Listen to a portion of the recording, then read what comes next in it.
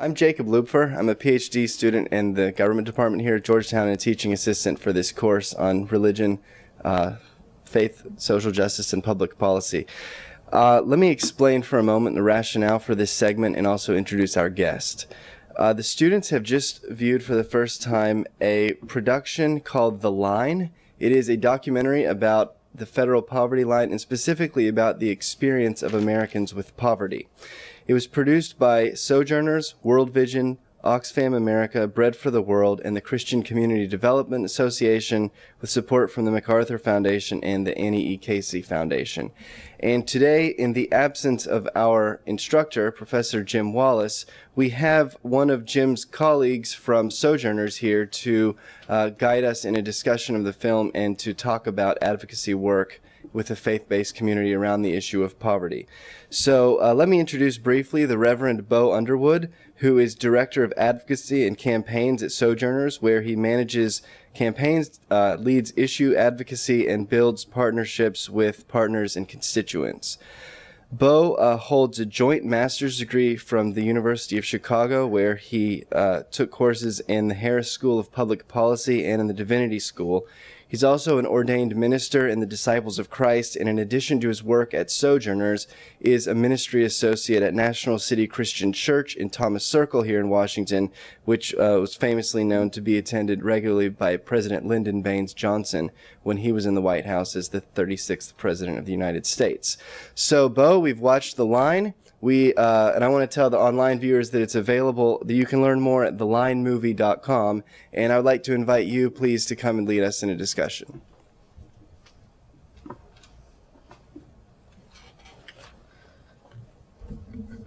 So as Jacob noted, we did just watch this film, and I want to just begin by getting our reactions to it. What surprised us? What stuck out about it? Maybe the first question we should go with is, whose story in the film? We saw 4 or 5 different characters whose stories we heard.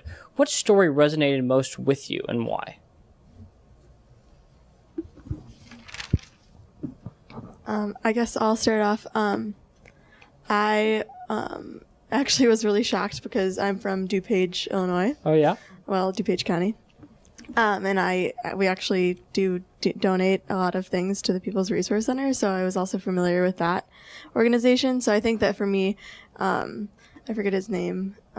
John's story resonated most with me just because of the fact that he's from my area, and I could understand a lot of his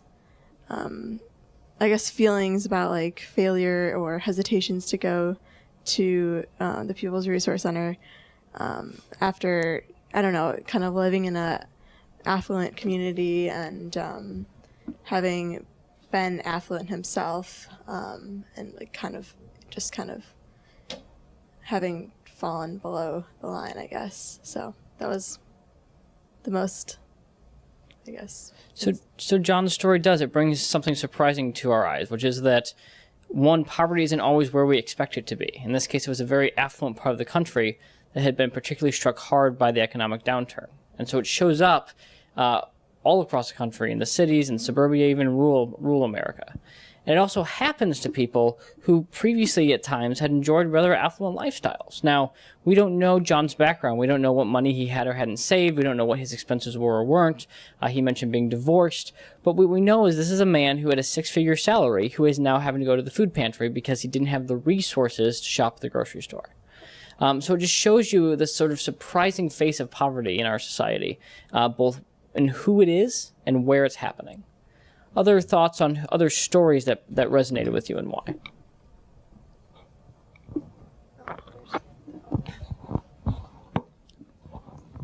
Thanks. I'm blanking on the woman's name, but one of the stories that really kind of got to me was the woman who started off in a bad neighborhood and nearly really did make it out. She set up an entire life for herself, was very successful, got a leadership position in her job, and then by pure coincidence, that was all taken away from her. And what really struck me about that is, I think something that we often forget about poverty is that a lot of times it is just the coincidences and the random acts and the random events that really result in people being thrust into these horrible circumstances. And it's not all poverty is not getting out of poverty is not all about hard work. Sometimes it is about having kind of the dice align in your favor. And it was just kind of striking to see how a woman could come so far and then so quickly have that taken all away from her. Others? I think what the stories shared with us was the reality that what people perceive as poverty and in terms of why people are in poverty is very different, and the kind of people that end up below the line is different from the perception. You know, these were all educated people, they were all hardworking people, and you know, typically when you think of poverty, you think of people who aren't working or aren't able to work. You think of people who are undereducated, and they did the movie did a very effective job of sort of, what's the word, getting rid of those perceptions. So the stories we heard, you could see that each person, in a way, had something happen to them that was outside of their control that led to their situation. So with John, it was the loss of his job and the economic downturn. I mean, he didn't control what happened to the larger economy. He just got caught up in it. With Sheila, as it was mentioned, she had a job, she had a career, but she fell down these stairs, and it was her medical situation that prevented her from sort of maintaining the lifestyle, the sort of productive lifestyle in the sense of being a working and a member of the economy, drawing a salary that she had. With James, it was his broken family, right? He said his father leaving sort of ruined the family, and he grew up in a life of poverty and had to sort of try to climb out of that himself, sort of despite the odds against him. And then Ronald, it was the environment, right? He had been working hard all his life down in Louisiana, and it was the environmental destruction happening around him that was really hurting his ability to make a living. Again, nothing that he did. So there are all these stories time and again, exactly what you mentioned, that there are forces beyond our control, and sometimes you need the stars to align. Now, you still have to work hard. None of these people weren't working hard and doing their part, but sometimes hard work just isn't enough.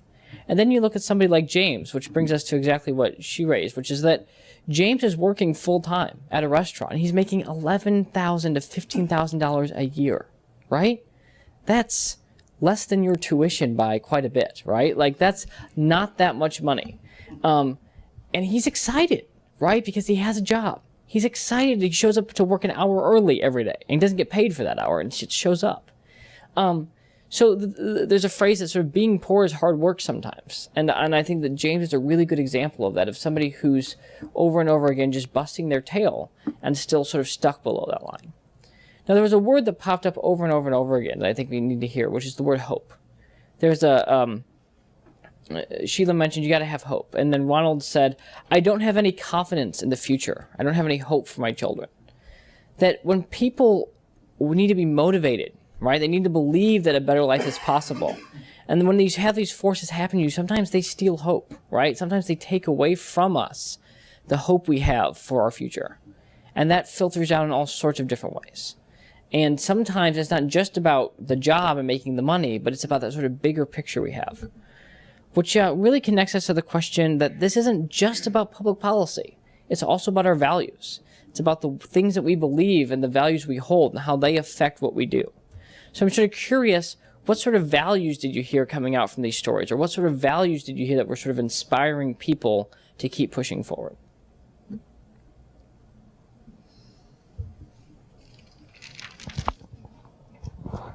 A word, I don't know if I heard it, but it definitely popped into my mind, was the idea of dignity. And I think that made a huge impact. Kind of a lot of people spoke about how they didn't have hope when they felt that they did not have dignity.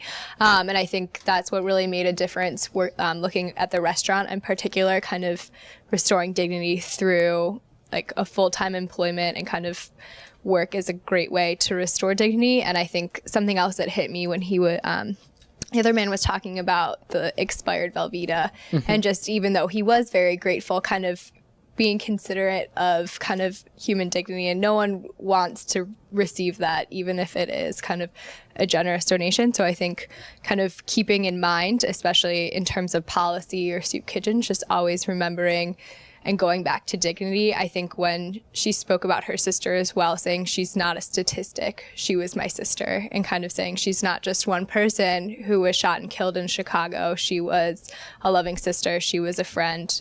She was a person with human dignity. And I think that's a key value to always kind of remember when discussing issues of poverty.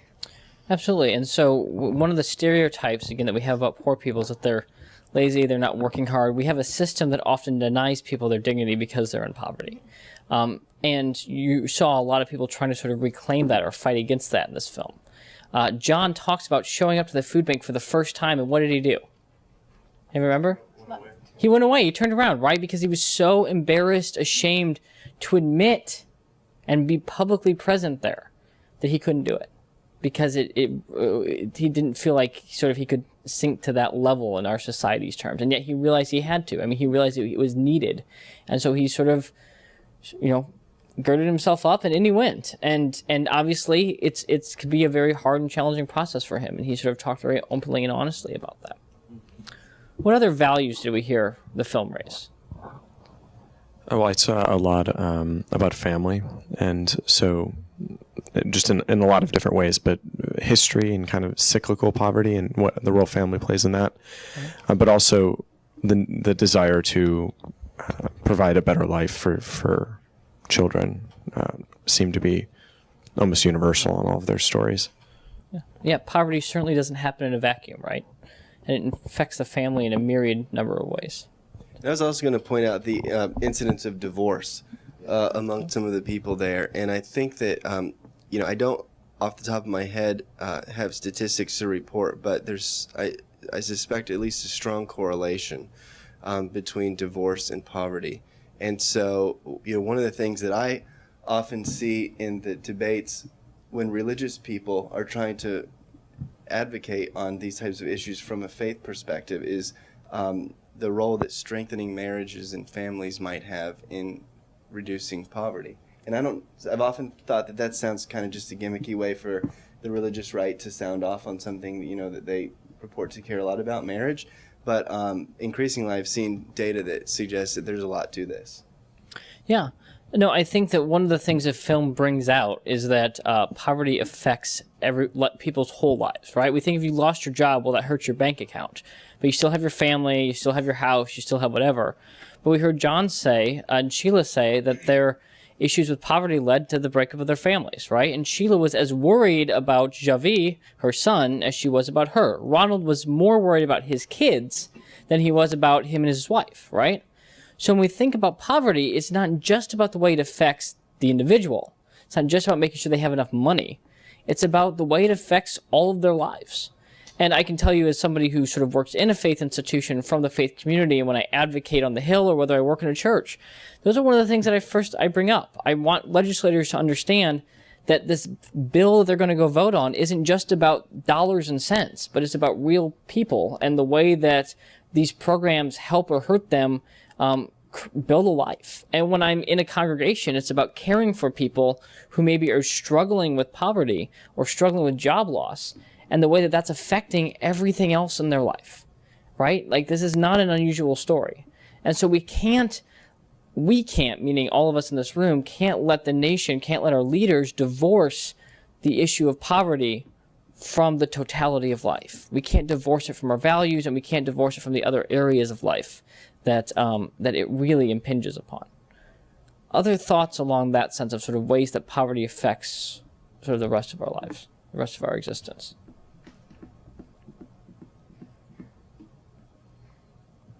Or other thoughts from the movie, things that surprised you about the movie?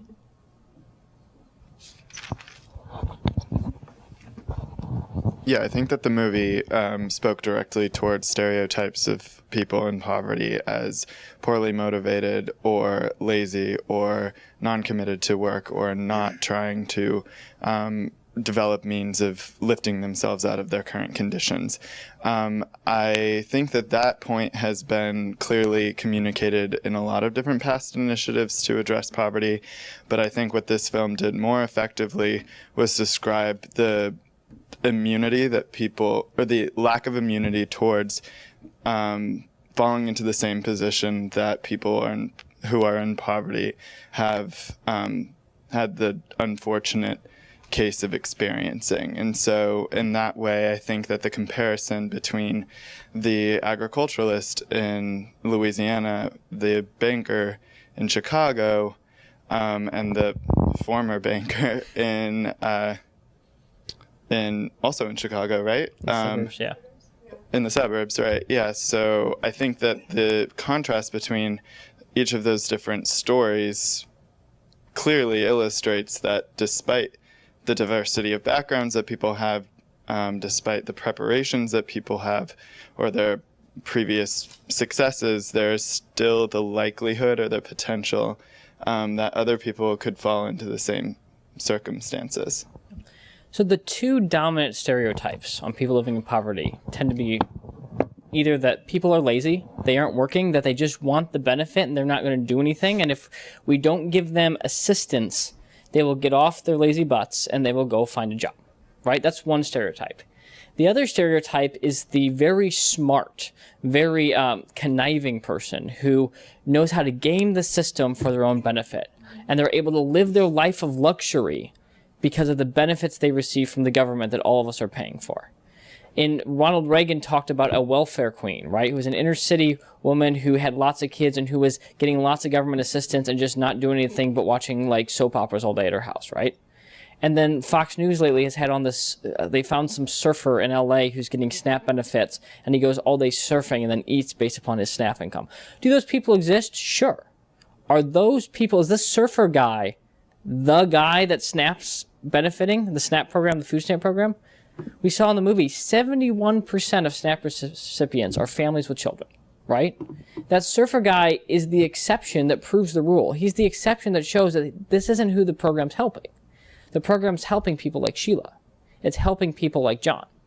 And so, unfortunately, we have to change our societal understanding of who's benefiting from these programs, of who's getting helped by these programs. 80% of SNAP recipients are working within either a year of going on the program or a year of getting off the program. It is a program designed to help people who are in between jobs, who have fallen on hard times and need to get back up. But that's not how we as a society think about it. We think about it as people living just a lifestyle of luxury off government assistance. And that is so dangerous. It's so harmful to trying to make sure we have the assistance necessary as a society to lift people up. If Jim were here, one of the things he would tell you is that where a society spends our money shows what we value, right? All of us in this room, the things we spend our money on out of our personal budgets is what we value. All of you are here in this classroom because you value education. You think education is either an end in itself or a means to an end, a better job, etc. And so you have invested money in this, right? Instead of spending money on other things. As a government, we have a choice as a society of where we spend our money. Do we spend it on, helping out oil companies who are getting lots of subsidies, billions of dollars in subsidies to keep production going, even though they're churning in profits all the time? Do we help out large-scale farmers who are getting ag subsidies to keep going? Or do we invest in making sure that people, when they're down and out, can get back up again? And right now, Congress is having a debate about that. And it's the people who are down and out who are losing. And yet, as we see, I would argue it's the people who are down and out who need it the most. And I would also argue that our values as a society should have inclined us in that direction. And I would also argue that it's our values as religious people, as people of faith, as the church, people who care about these issues because of the moral convictions we hold, that would incline us in the direction of helping those who are down and out. And yet they're the ones who are losing right now here in Washington. And we'll talk about that more in a little bit. Other things from the film that we just want to bring up, I want to make sure everybody's had a chance to sort of weigh in on thoughts that they had about the stories or the issues it raised.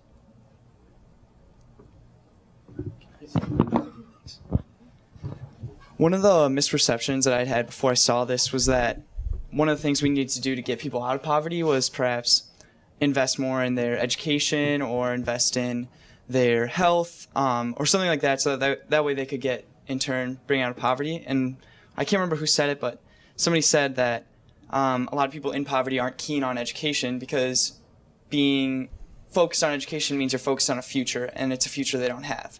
So that kind of just like rotated the priorities that I think the government needs to have, where instead of maybe focusing on something like education reform, we're kind of not there yet. We need to we need to focus on getting people out above this line before we can even worry about that, because the people who are below the line they need to get above it until they can start worrying about it. So it just kind of changed my perception on that. Right, when you're struggling just to put food on the table, the idea of going off to college becomes a lot harder to think about, right? You have to have hope for the future before you can then sort of begin to think about the future, right? You have to have the hope beyond today. When all you're worried about is when your next meal comes from, it's hard to think about, oh, I'll go to college and then to law school, right? Like it's just not a conversation you can have. In some sense, having that conversation is a luxury that comes after necessity. And what we are talking about here is people just having necessity. One of the questions that's raised for me, and I'd be interested in hearing your all's thoughts, is the role of charity and the role of government, right? In this film, we saw 3 different actors helping lift people out of poverty. We saw the people themselves, saw the steps that they were taking in applying for jobs and getting new skills, etc., and seeking out help. We saw private charities, churches, food banks, homeless shelters, the restaurant even, which is a business or a charity. And then we saw the government that was helping with SNAP, with assistance to the food bank, etc. What do we think about the role of those different actors? Who should be taking the lead on this, and why? I think that's a really good question, and something that I often think about. I guess I would think that the government absolutely needs to play a role in providing a catch-all kind of system to make sure that their citizens aren't falling, too far below the line. You know what I mean? Kind of safety blanket, that kind of thing, safety net. But as far as, I think it's sometimes hard to think about the government prescribing the same kind of treatment to every situation. Mm-hmm. I kind of think about it in the same way as a doctor giving every person Advil. Well, it's going to kind of reduce whatever kind of ailment they have, but not really treat it. And I think that, perhaps that we should just expect the government to give out Advil and then expect that each, more localized, either in local governments or in local organizations. In my personal experience, that's where I've really seen action come from, or true kind of, transformation in people's lives, by the work that local charities or organizations or churches do. So I think that, like I said, I don't know if the government, I could see that the national government could just understand the needs of every person across the country, as well as someone who is living in that community and can help serve that community in the best way, because they know the people and they know the problems. So sure. What else? Other thoughts? Well, I think it needs to be a partnership, and I think the food kitchen in DuPage, actually, the woman who was running it, the volunteer, was saying, we can't do this by ourselves. We're already inundated, and I think that is probably typical of the experience of not-for-profits that work in this area. Is even thinking of my own experience, my hometown, I know the food pantry has had more patrons in the last 2 years than they have in its entire existence, and there's only so much the local conglomeration of religious communities that run it can do. The government adds a multiplying effect to address the systemic problem, but it really, I think it needs to be a union between the three, and more. I think we're thinking of not-for-profits as religiously focused, but I think there's a lot that aren't. There's so many actors that can be involved. And one thing I thought was really fascinating about the film was, when I was watching it, that Reagan's phrase actually came to mind, and how maybe he didn't realize it at the time, but some would say, I probably would say, creating this image of a welfare queen has really shaped our national conversation about this. And then in reality, you realize that no, you hardly can feed, you can't feed a family on SNAP benefits. So hardly, you're hardly living high on the hog off of, the taxpayer's dime. I think that alone shows, it needs to be three. That the government can't do it by itself, not-for-profit can't do it by itself either. Yeah, I would definitely completely agree. Sorry, not disagree. With the past two statements, what kind of came to my mind was the idea of subsidiarity, which is a Catholic social teaching term, and Catholic social teaching basically believes that any kind of social problem is best solved at the most local kind of personal level. However, if needs are not being met at that level, it needs to keep going up systemically until that is met. And so I definitely agree it needs to be a union between all three actors. I think especially the point was raised of how, where our priorities are and in terms of tax dollars and where they go. And I think we definitely need the government and larger systemic change if we're going to be giving subsidies to large corporations and not meeting basic needs and resources of kind of the most poor and vulnerable Americans. And I think kind of it does happen at the closest level where it is, whether it's through churches or pantries.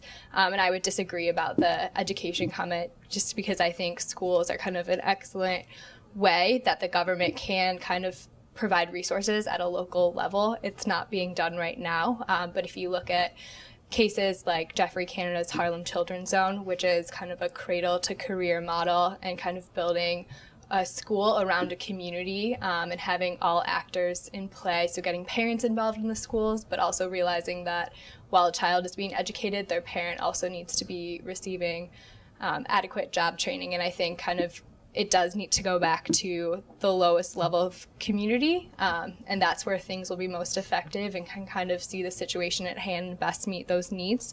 But at the same time, I think it's going to take the whole nation pooling all of our collective resources together in order to combat poverty and such the huge amount of wealth inequality that exists. Yeah, I think, let's go ahead there and I'll sort of wrap us up so we can move on. Yeah, I was going to play off of that too and say that the government has an ability to unify the powers of the people who are dedicated to this issue, because while I agree that the grassroots efforts are probably the more effective means of dealing with this through personal relationships and dedication, and also localized knowledge, not everybody is going to advocate for poverty, nor are they going to dedicate all of their time to it. Poverty isn't the only issue in the United States. There are other causes that are also compelling to people, and in that way the government has an ability to unify and support the people who are passionate about this issue, while also not distracting from the other initiatives that people are also taking that are important regarding other issues as well. Sure. I don't want to these have been really helpful comments. I don't want to get sort of lost in the education debate, but I do just want to say to that I think that the idea is that, when kids show up at school hungry, they perform poor on tests, right? So we have to both not only invest in education, but there's a prior step that kids have to show up ready to learn. And they have to show up being able to imagine the idea. They have to have dreams. They have to have hopes. They have to not be worried about if mom's going to have enough to cook tonight, right? So that's where I think the conversation is. It's about making sure we have both enough money to invest in education, but also that we have kids ready to learn and and a society that allows kids the opportunities that education affords.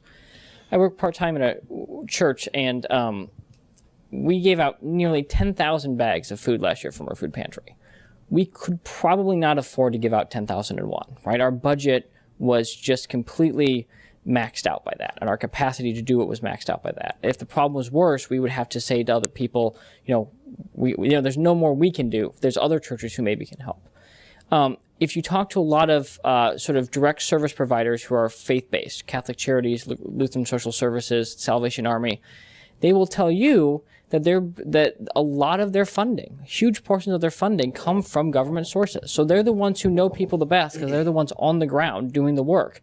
But they are able to do that work because of grants and funding they get in large part in other places too. It's not just from the government, but from the government. Government helps make that work happen. And then there are the things that the government can do that none of us can do, right? Medicaid, for example, which is a health insurance program for low-income people, right? And no charity out there can provide the sort of resources that would need to do what Medicaid does other than the government. So I think that the question about partnership is right, but we also have to think of ourselves in different buckets. There are some things individuals can do and should do by themselves. They have to be responsible for their own lives. There are things that individual charities and organizations can do by themselves. My church can do a food pantry. We don't need anybody else to help us with the food pantry. But we can't solve the problem of hunger, right? We can't find that person who has food. We can't necessarily find them a bed and a job and get them the right job training. But there are charities out there that do that, often with the help of the government. And there are some things the government just does on its own because there's no party big enough to do it. And faith leaders will be the first ones to say, we can't do that. So I think that not only is it a partnership, but we also have to be very clear, that's sort of back to the subsidiarity idea of who can do what most appropriately and most effectively. And that, I think, is one of the things that this movie is trying to dispel, is there's a myth that charity can do it all. And what we can see is charity can do a whole heck of a lot. But there's a whole lot that has to be done there's a lot that the government's role is in that as well.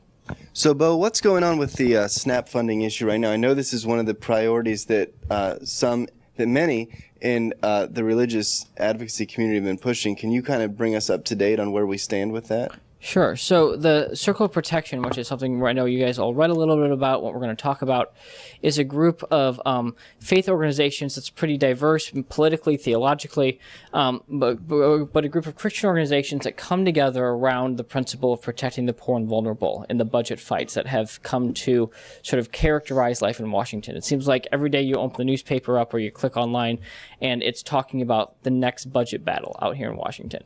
And the fear that I have is that these happen so frequently that we become immune to them, right? If you have a thunderstorm every day, the fact that you have a thunderstorm isn't a big deal anymore, right? Because it's just normal. And the fight over the budget has become normal. So right now the House is actually debating a proposal to gut the SNAP program. And I don't think gut is too strong of a word. They're going to cut over $40 billion over 10 years from the SNAP program.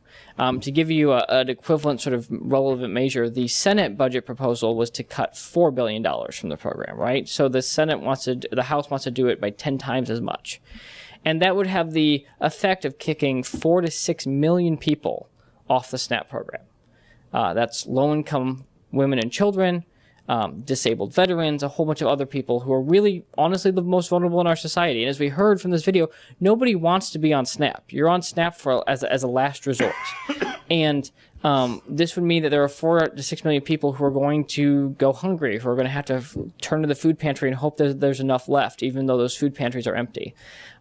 It's going to be a real problem. And so the House this week, as we speak, probably tomorrow or Thursday, is going to be making a vote on that. And so the issues that this film raises are still very much alive. And they have been for years, and they will continue to be. Because we have this idea right now that we have to cut. And instead of cutting the things out of the budget that honestly probably are a little egregious, such as subsidies for other things, we instead are going after the vulnerable, not because people in Congress are heartless, but because there's misperceptions out there about what these programs do. And the poor and vulnerable aren't the most politically powerful, right? They're not the ones writing the big checks. They're not the ones necessarily even voting. So a lot of, obviously, people do vote, but when you're struggling to find food, you aren't necessarily following the political debate all the time and knowing who to vote for and who to vote for what issues and making sure you're into the polls before they close, etc. So they don't have the political power, the financial power to influence the government the way so many others do. And so it's a real fight, and we'll find out in the next day or two who's going to win this round. Well, what I've noticed, is kind of observing these battles that have gone on for so long, is that especially around this particular issue of alleviating hunger, you see a real diverse cross-section of the religious advocacy community coming together. I mean, on the Circle of Protection, you have a number of white evangelicals, most of the main African-American denominations. You have the Catholic bishops. You have all of the mainline Protestant traditions. I mean, really all but just a few. And the attitude that's presented to me seems to be that the Christian position is we must fund these programs. And I guess I just wonder, how do you respond to someone whose Christian conscience says that, if you don't work, you don't eat? There needs to be a fear of real hunger and misery to motivate people to avoid these plights? I mean, the market exists to provide incentives and things like, what about someone who is committed to, what we think of as kind of a traditional conservative position on economics? How are they wrong on this? Yeah, and it's not, I wouldn't say it's not all sort of traditional conservatives. There's a sort of a branch of compassionate conservatism that I think would have a very hard time with these arguments. It's really the rise of the Tea Party, which is just saying the government is just too big. So anything we can cut from the government is a good thing. And these programs are filled with, the line you always hear is waste, fraud, and abuse, when in reality, these programs, because they've been cut so deeply, so often, they're some of the most efficient programs out there in terms of the amount of money. I mean, Medicaid is a ridiculously efficient program in terms of the amount of money that's being spent on administering it versus the amount of help being done through it.